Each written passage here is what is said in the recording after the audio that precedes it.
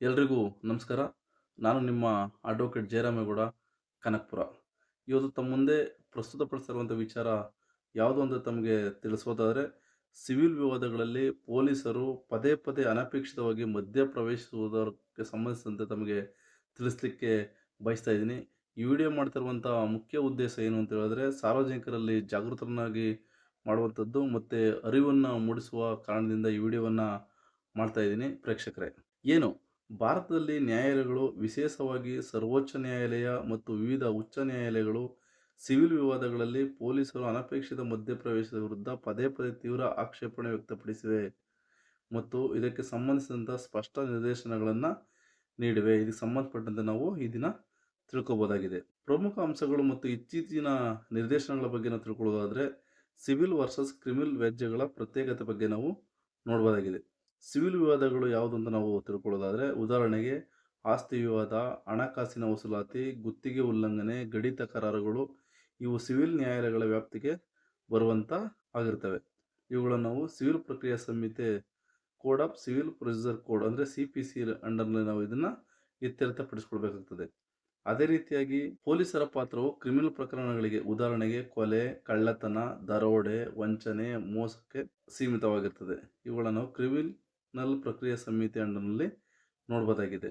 ನ್ಯಾಯಾಲಯಗಳು ಪೊಲೀಸರಿಗೆ ಸಿವಿಲ್ ಮತ್ತು ಕ್ರಿಮಿನಲ್ ಸ್ವರೂಪ ನಡುವಿನ ವ್ಯತ್ಯಾಸವನ್ನು ಸೂಕ್ಷ್ಮವಾಗಿ ನಿರ್ಧರಿಸಲು ಮತ್ತು ಕ್ರಿಮಿನಲ್ ಕಾನೂನುಗಳನ್ನು ದುರುಪಯೋಗಪಡಿಸಿಕೊಳ್ಳುವುದನ್ನು ತಡೆಯಲು ಎಚ್ಚರಿಕೆ ನೀಡುವಂಥದ್ದನ್ನು ನಾವು ನೋಡಬಹುದಾಗಿದೆ. ಮತ್ತು ಅದೇ ರೀತಿಯಾಗಿ ಕ್ರಿಮಿನಲ್ ಪ್ರಕರಣಗಳ ದುರುಪಯೋಗದ ಬಗ್ಗೆ ಸುಪ್ರೀಂ ಕೋರ್ಟ್ ಒಂದು ಟೀಕೆಯನ್ನು ಮಾಡಿ ಅದರ ಬಗ್ಗೆ ನಾವು ತಿಳ್ಕೊಳ್ಳುವಂಥದ್ದಾದರೆ, ಇತ್ತೀಚಿನ ತೀರ್ಪುಗಳಲ್ಲಿ ಸುಪ್ರೀಂ ಕೋರ್ಟ್ ಸಿವಿಲ್ ವಿವಾದಗಳು, ವಿಶೇಷವಾಗಿ ಹಣ ವಸೂಲಾತಿ ಮತ್ತು ಆಸ್ತಿ ವಿವಾದಗಳನ್ನು ಕ್ರಿಮಿನಲ್ ಪ್ರಕರಣಗಳಿಗೆ ಪರಿವರ್ತಿಸುವ ಪ್ರವೃತ್ತಿಯನ್ನು ತೀವ್ರವಾಗಿ ಟೀಕಿಸಿದೆ.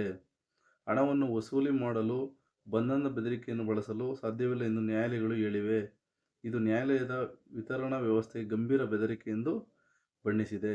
ಅದೇ ರೀತಿಯಾಗಿ ಈ ದುರುಪಯೋಗವನ್ನು ತಡೆಯಲು ರಾಜ್ಯಗಳು ಪ್ರತಿ ಜಿಲ್ಲೆಗೆ ನಿವೃತ್ತ ಜಿಲ್ಲಾ ನ್ಯಾಯಾಧೀಶರಂತಹ ನೋಡಲ್ ಅಧಿಕಾರಿಗಳನ್ನು ನೇಮಿಸಬಹುದು ಎಂದು ಸುಪ್ರೀಂ ಕೋರ್ಟ್ ಸಲಹೆ ನೀಡಿದೆ. ಉಚ್ಚ ನ್ಯಾಯಾಲಯಗಳ ಸ್ಪಷ್ಟ ನಿರ್ದೇಶನಗಳ ಬಗ್ಗೆ ನಾವು ತಿಳ್ಕೊಳ್ಳುವಂಥದ್ದಾದರೆ, ತಮಿಳುನಾಡು ಅಂದರೆ ಮದ್ರಾಸ್ ಹೈಕೋರ್ಟ್, ಆಂಧ್ರ ಪ್ರದೇಶ ಮತ್ತು ತೆಲಂಗಾಣಕ್ಕೆ ಸೇರಿದಂತೆ ಹಲವು ರಾಜ್ಯಗಳು ಉಚ್ಚ ನ್ಯಾಯಾಲಯಗಳು ಸಿವಿಲ್ ವಿವಾದಗಳಲ್ಲಿ ಮಧ್ಯಪ್ರವೇಶಿಸಿದ್ದಕ್ಕಾಗಿ ಪೊಲೀಸರನ್ನು ತರಾಟೆಗೆ ತೆಗೆದುಕೊಂಡಿರುವಂಥದ್ದನ್ನು ನಾವು ಕೂಡ ನೋಡಬಹುದಾಗಿದೆ.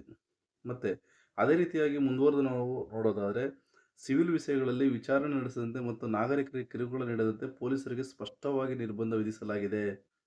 ಕೆಲವು ಉಚ್ಚ ನ್ಯಾಯಾಲಯಗಳು ಸಿವಿಲ್ ವಿವಾದಗಳಲ್ಲಿ ಹಸ್ತಕ್ಷೇಪ ಮಾಡಿದ ಪೊಲೀಸ್ ಅಧಿಕಾರಿಗಳ ವಿರುದ್ಧ ವಿಚಾರಣೆ ನಡೆಸಲು ಮತ್ತು ಕ್ರಮ ತೆಗೆದುಕೊಳ್ಳಲು DGP ಅವರಿಗೆ ಆದೇಶಿಸಿದೆ.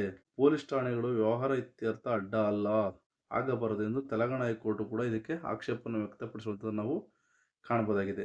ಅದೇ ರೀತಿಯಾಗಿ ಪೊಲೀಸ್ ಸ್ಥಾಯಿ ಆದೇಶಗಳು ಸಹ ಸಾಮಾನ್ಯವಾಗಿ ಪೊಲೀಸರು ಸಿವಿಲ್ ಸ್ವರೂಪದ ಯಾವುದೇ ತನಿಖೆಯನ್ನು, ತರ್ಕ ನಡೆಸುವುದನ್ನು ಅಥವಾ ಸಿವಿಲ್ ಹಕ್ಕನ್ನು ಬೆಂಬಲಿಸಲು ಕ್ರಿಮಿನಲ್ ಕಾನೂನನ್ನು ಬಳಸಲು ಪ್ರಯತ್ನಿಸುವುದನ್ನು ನಿಷೇಧಿಸಿದೆ.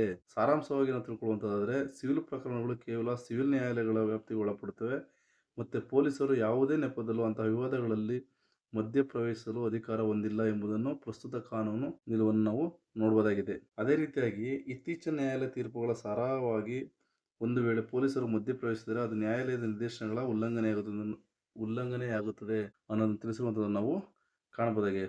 ಒಟ್ಟಾರೆ ನಾವು ಏನು ಸಾರಾಂಶ ತಿಳ್ಕೊಳ್ಬೋದು ಅಂತ ಹೇಳಿದ್ರೆ, ಯಾವುದೇ ಸಿವಿಲ್ ಸ್ವರೂಪದ ಪ್ರಕರಣಗಳಿಗೆ ಸಂಬಂಧಿಸಿದಂತೆ ಪೊಲೀಸಿನವರು ಮಧ್ಯಪ್ರವೇಶಿಸಬಾರದು. ಈ ಪ್ರಕರಣಗಳು ಏನಿದ್ರು ಕೂಡ ನ್ಯಾಯಾಲಯದ ವ್ಯಾಪ್ತಿಯಲ್ಲಿ CPC ಅಂಡರ್ನಲ್ಲೇ ಈ ಸಮಸ್ಯೆಗಳು ಬಗೆಹರಿಸಬೇಕು ಅನ್ನೋದನ್ನು ಕೂಡ ನ್ಯಾಯಾಲಯವು ಒತ್ತಿ ಹೇಳ್ತಾ ಇದೆ. ಏನು ಪ್ರೇಕ್ಷಕರೇ, ತಮಗೆ ಇಲ್ಲಿವರೆಗೂ ನಾನು ಸಿವಿಲ್ ಪ್ರಕರಣಕ್ಕೆ ಸಂಬಂಧಿಸಿದಂತೆ ಪೊಲೀಸರು ಮಧ್ಯಪ್ರವೇಶಿಸಬಾರದು ಅನ್ನೋದೇನು ನಾನು ನಿಮಗೆ ತಿಳಿಸ್ಕೊಟ್ಟಿದ್ದೀನಿ. ಈ ವಿಚಾರ ತಮ್ಮೆಲ್ಲರೂ ಕೂಡ ಅನುಕೂಲ ಆಗಿದೆ ಮತ್ತು ತಮಗೆ ಇದರಿಂದ ತುಂಬ ಉಪಯೋಗ ಆಗಿದೆ ಅಂತ ನಾನು ಭಾವಿಸ್ತಾ ಇಂದಿನ ಸಂಚಿಕೆಯನ್ನು ಮುಕ್ತಾಯ ಮಾಡ್ತಾಯಿದ್ದೀನಿ. ಎಲ್ರಿಗೂ ನಮಸ್ಕಾರ.